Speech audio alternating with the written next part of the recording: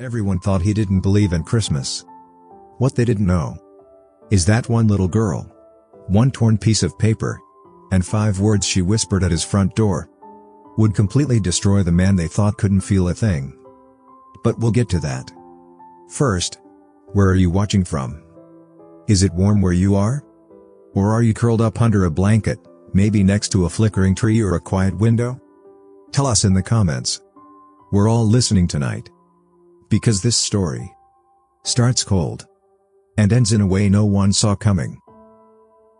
His name was Alexander Rees. Billionaire.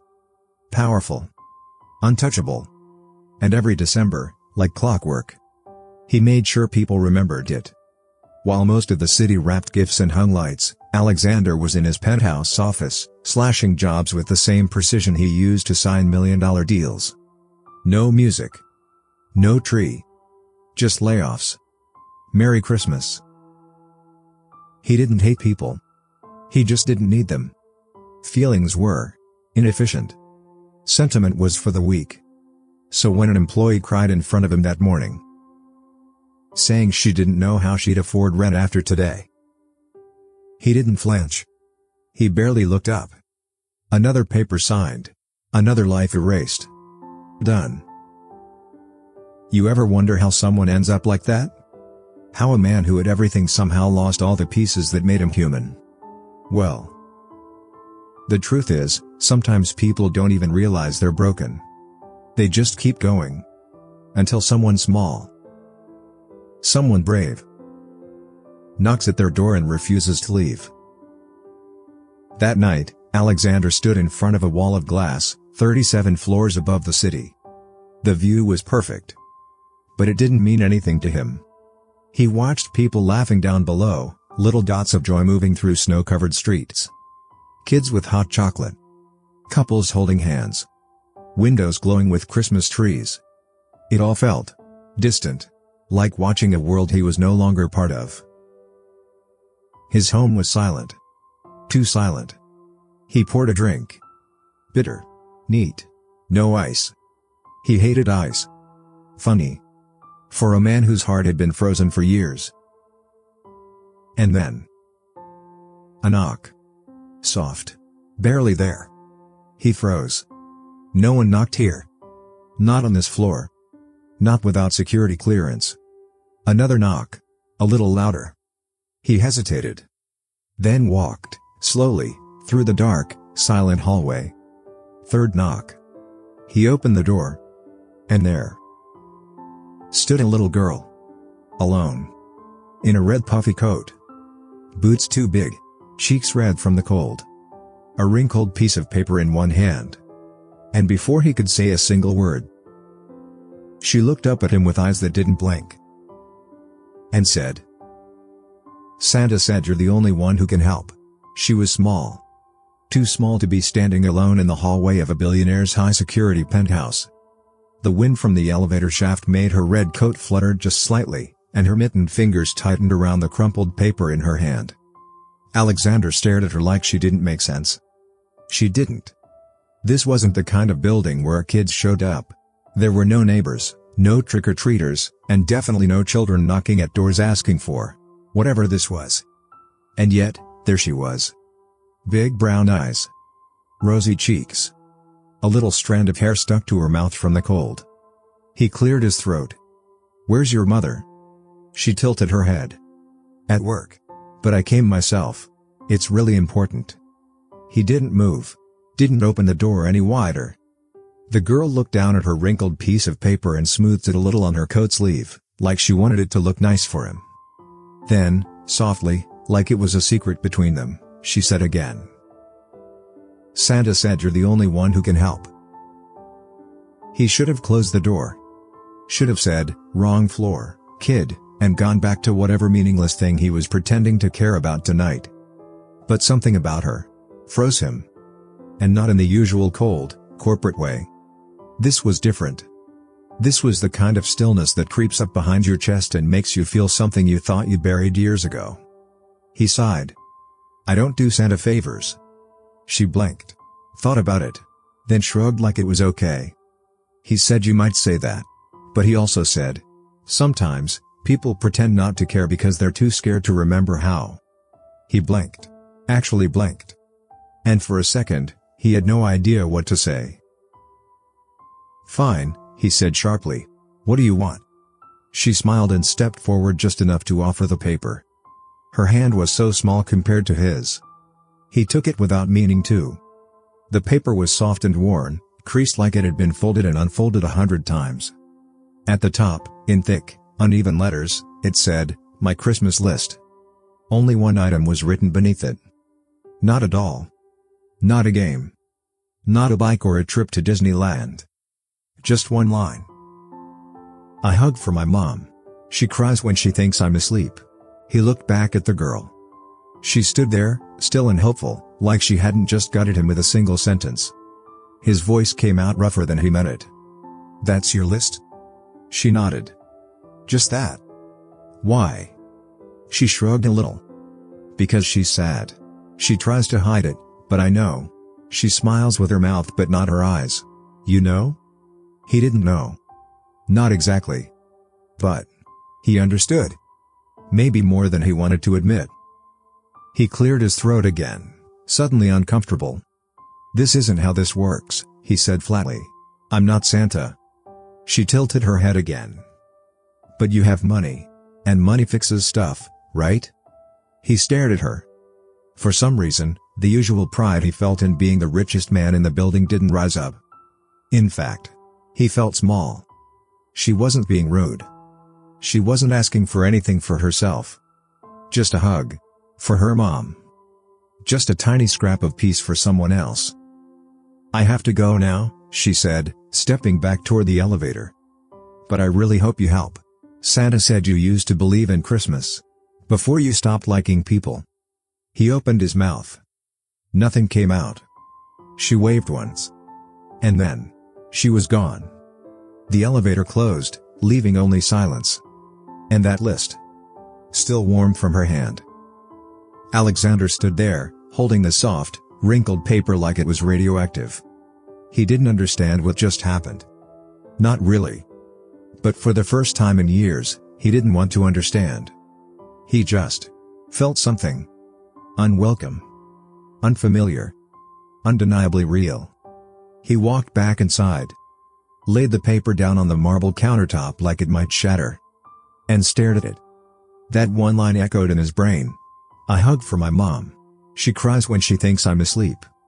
He poured another drink. But this time, he didn't drink it. He stared at the piece of paper in his hand like it had just cursed him. Not because it was threatening. But because it was too kind. Crumpled. Torn at the edge. Written in purple crayon. No fancy wrapping. No glittery bow. Just a single page from a child's spiral notebook. Folded like it had been loved too many times. And on it? Only one thing. One heartbreaking thing. It read, "I hug for my mom. She cries when she thinks I'm asleep." That was it. Not a doll. Not a game. Not a bike or a phone or a dress. A hug. He blinked, once. Twice. It had to be a joke, right? Some PR stunt. Some trap. But when he looked up, that little girl was still standing there, clutching her coat. Wide-eyed and waiting. Completely serious. Completely real. "Is this for me?" he finally managed to say. His voice more fragile than he wanted it to be. She nodded. "Santa said you were the only one who could help." He almost laughed. Almost. But instead, he cleared his throat, stiffened his back, and snapped. "Go home." The words hit harder than he expected. To her credit, she didn't cry. She just looked at him. With the kind of eyes that weren't angry. Weren't scared. Just disappointed. Like she'd seen something in him. And now it was gone. And then she turned and walked away. No tantrum. No begging. Just a child. Carrying the weight of someone else's sadness. He watched her go. Something about the way her boots shuffled on the marble floor. Small, quiet, like they didn't belong here. He looked back down at the list. His fingers tightened around it. But he couldn't bring himself to throw it away. The writing, crooked, shaky, Looked like it had taken everything in her to get it right. And that one sentence? It echoed. Over and over. She cries when she thinks I'm asleep. He leaned back against the door. And for the first time in years, the silence in his penthouse didn't feel peaceful. It felt lonely. He didn't sleep that night. He couldn't. That little girl's voice. Her quiet confidence. Her impossible Christmas wish. It haunted every corner of his penthouse. The echo of her boots. The way she said Santa sent me. It just wouldn't let go. By morning, the list was still on his nightstand. Flattened out, like maybe the wrinkles had softened overnight. But his conscience hadn't. So he did something he hadn't done in a very long time. He went looking. Not through lawyers. Not through his assistant. Not behind a tinted window with someone driving for him. He walked. Coat collar up. Hat pulled low. He didn't even know her name. But something inside him said he'd find her. And somehow, he did. She wasn't far. Just 3 blocks down, tucked between a laundromat and a bakery. A rundown building that had more peeling paint than brick. 3rd floor. No elevator. The hallway smelled like broken heaters and cheap soup. And at the end of it, a door, half open. He knocked. No answer. He knocked again. Then, "Don't slam it. It sticks," a tired voice called out from inside. He stepped in carefully. And that's when he saw her. The woman behind the girl. She wasn't what he expected. She wasn't soft. Or glowing. Or smiling. She looked exhausted. Hair tied back with a pencil. An oversized hoodie with paint on the sleeves. One sock on. One off. And her eyes? They were red. Swollen. Tired in a way only heartbreak can cause. She didn't even look up from the laundry basket on her hip. "If you're here about the rent," she mumbled, "I already called. It's coming." He swallowed. "I'm not the landlord." That made her freeze. She looked up slowly. And in that moment, recognition hit like thunder. "You," she whispered. "You're the one from the building." She set the basket down. And something shifted in her face. A flicker of shame? Fear? "I'm sorry if she bothered you," she said quickly. She believes in magic. And I didn't know she'd." "She didn't bother me," he interrupted gently. They stood there. 2 strangers. 1 silent minute stretching far too long. He reached into his coat pocket. And unfolded the paper. "I found this," he said. "I think it was meant for me." She looked at it, and something inside her broke. Her hand flew to her mouth. Not to cry. Not really. But to stop herself from collapsing. "I didn't know she saw me," she whispered. "I always wait till she's asleep." "She saw," he said. There was no judgment in his voice. Only a kind of quiet understanding. "Why didn't you ask for help?" he asked. She gave a sad smile. "From who? Santa?" He didn't laugh. "I've made millions in industries I don't even like," he muttered. "But I couldn't fix this." "You don't even know what this is," she said, her voice suddenly sharper. He paused. She wasn't wrong. So he asked, "Then tell me." She hesitated. Bit her lip. Then nodded toward the couch. And for the first time, she told her story. The room was small. But full. Full of stories. Full of struggle. Full of things that didn't need to be said out loud to be felt. She sat across from him, knees pulled up, arms wrapped tight. Like she'd practiced keeping herself from falling apart. He didn't speak. Not at first. He just let the silence make space. For whatever she needed to say. And finally, she started. "It was supposed to be temporary," she said quietly. "My daughter and we were just supposed to crash at my sister's after the divorce. But then her boyfriend lost his job, and suddenly there wasn't enough room. And I was too proud to ask my parents." She glanced toward the narrow hallway. "She was 2 when we moved in here. I thought, okay, maybe 6 months. A year, tops." She swallowed. "But now she's 5. And I still can't afford a better place." Her voice cracked. "Just a little. And she doesn't know, you know?" She still thinks we're just waiting for Santa to fix it. He looked down at the list again. Item 7. A new blanket for Mommy. Hers smells like the floor. He folded it carefully, then tucked it back into his coat. She's a good kid, he said softly. She's everything, the woman breathed. Then laughed, dry, bitter. I used to be someone. Before her. College degree. Journalism. I was gonna change the world with my writing. I had offers. Internships. Then I got pregnant. And he left. He didn't ask who he was. The weight of that name, whoever it was, had already carved itself into her. I started freelancing, she continued. But deadlines don't wait when your kid has the flu. And editors don't care if you're writing from the ER waiting room. So I lost gigs. Then the apartment. Then the car. She ran her hand through her hair. I tried waitressing again last year, but daycare costs more than I made. So now I work nights from here. Transcription jobs. Data entry. Anything that lets me stay close to her. She finally looked at him fully. And in her eyes, there wasn't weakness. There wasn't pity. Just exhaustion. And fire. Like a candle still burning after the whole house has collapsed. I'm not asking for charity, she said. He raised an eyebrow. I didn't say you were. I just want to give her a Christmas that doesn't feel like a lodge. She leaned back, stared at the ceiling, and whispered, barely audible. Maybe next year, baby. He tilted his head. What? She smiled faintly. She says it to herself. When something doesn't happen. Like when her shoes don't fit the dollhouse carpet. Or when she draws something and it tears. She just shrugs and says, maybe next year, baby. A silence fell between them. But it wasn't heavy. It was respectful, tender. He stood slowly, walked toward the window, and looked out. The city blinked beneath them. Cold, fast, indifferent. But behind him, in this tiny apartment, a mother was holding back 1,000 cracked dreams with nothing but duct tape and lullabies. He turned back to her. I've got meetings to get to, he said. But I'll be back tomorrow. She looked up, startled. Why? Because, he said, heading for the door. There's something I forgot to put on my list. He reached for the knob. Paused.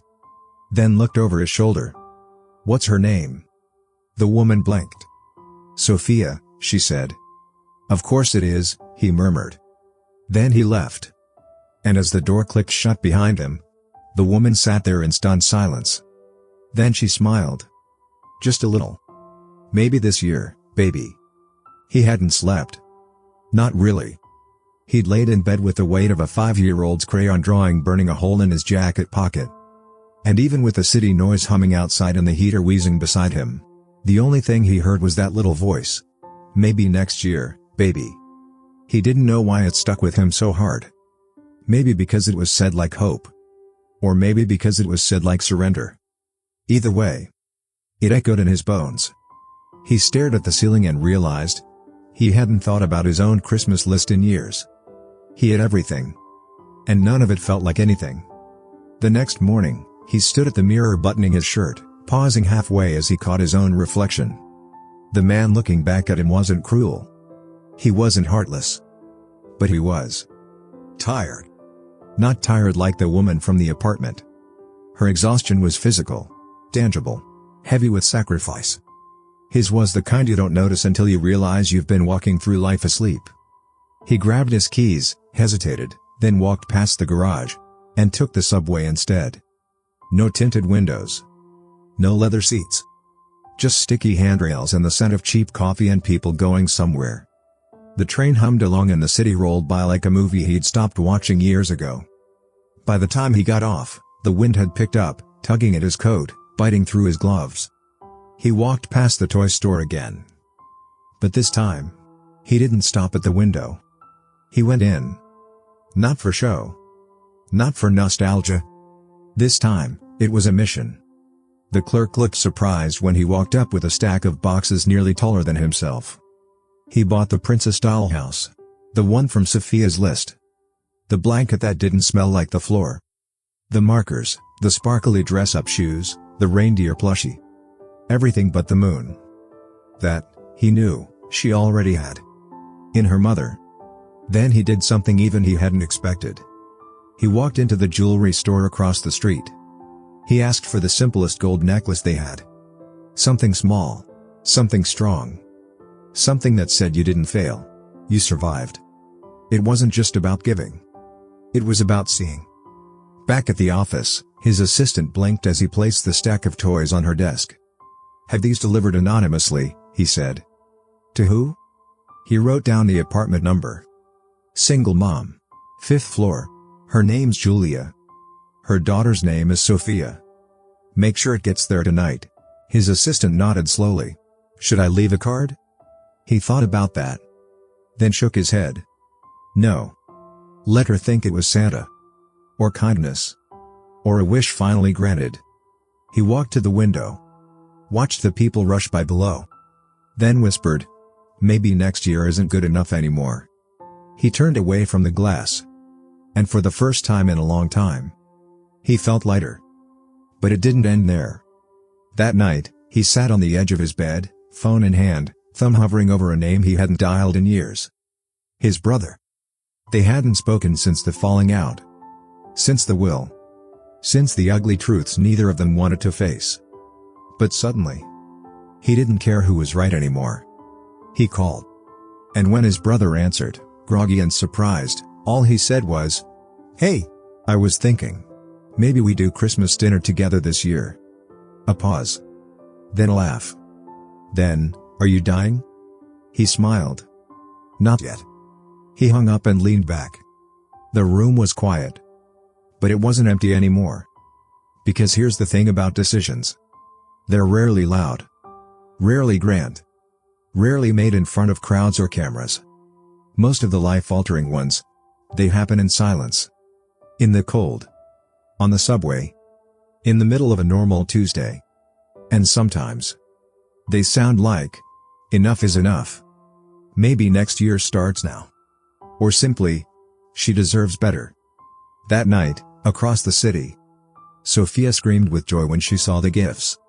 Her mother wept silently as she pulled the blanket to her face, breathing in the warmth of something that didn't smell like desperation. She clutched the necklace tight in her fist. And whispered a thank you to no one, and to everyone. And the man? He slept. Finally. Not because the world was fixed. But because he'd finally started choosing to be part of fixing it. Christmas morning didn't arrive with the usual sparkle. There were no jingling bells. No perfectly staged tree with a mountain of gifts underneath. No curated social media posts. No photographers capturing the magic. Just cold silence. And him. Standing in the middle of his oversized living room. Holding a single cup of coffee that had long gone cold. The billionaire who had everything. But right now? He looked like a man who had nothing. He hadn't slept. He couldn't. Because no matter how many times he tried to ignore it, that little girl's letter kept showing up in his head like a whisper that refused to fade.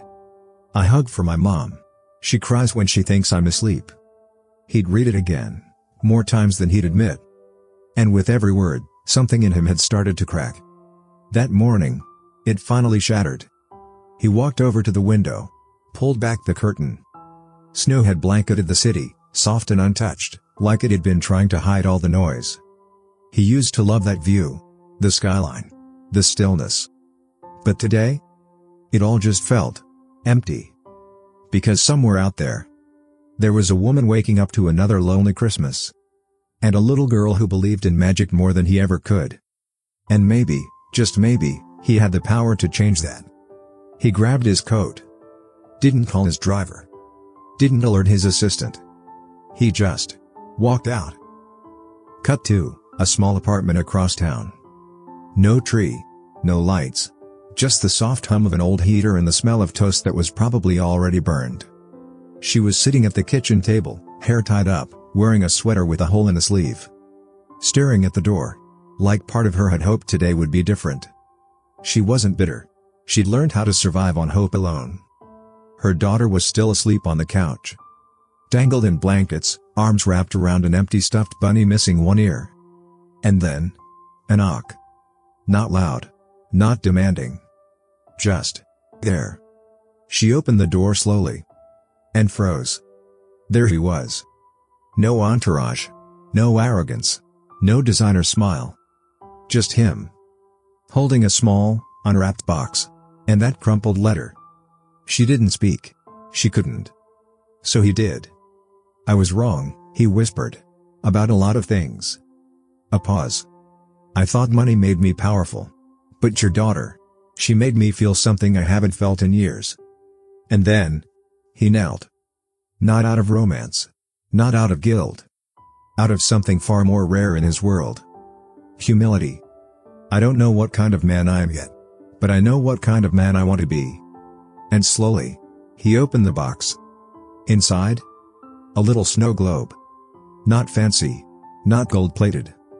Just a tiny scene of a mother and daughter hugging in the snow. He cleared his throat. "She asked me for a hug for you. This was the closest I could find." She laughed. Not because it was funny. But because it was the first time in a long time that anything felt real. He held out the globe. But she didn't take it. Instead, she reached for his hand. And behind her, from the couch, a little voice piped up. "Mommy? Did Santa come?"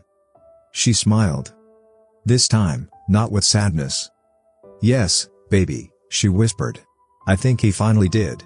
Sometimes, it's the smallest things that shift the weight of a person's entire world.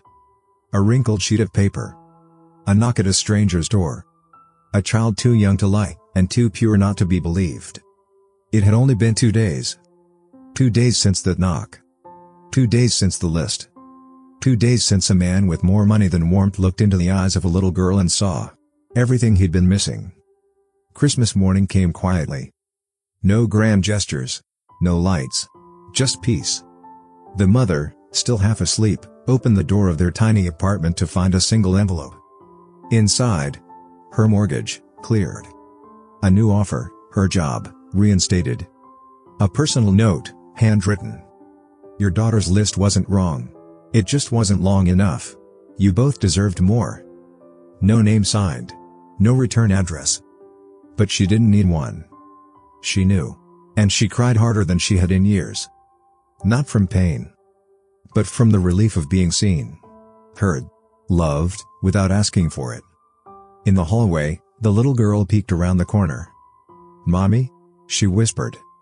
And this time, when her mother knelt down to hug her, it wasn't just a hug. It was a promise. That next year, and the year after that, there would be joy in their home. Somewhere far above the city, a man sat quietly by his penthouse window. No champagne. No party. Just a list. Now folded carefully inside a leather-bound journal. It was the only Christmas card he'd kept that year. It read, "Dear Santa, please give my mom a hug. She cries when she thinks I'm asleep." He never replied to it. Because he knew. The real gift had already been delivered. Now it's your turn. If you could write one thing on your list this Christmas, just one small wish, what would it be? Tell us in the comments. Because sometimes, all it takes is one note to change someone's life.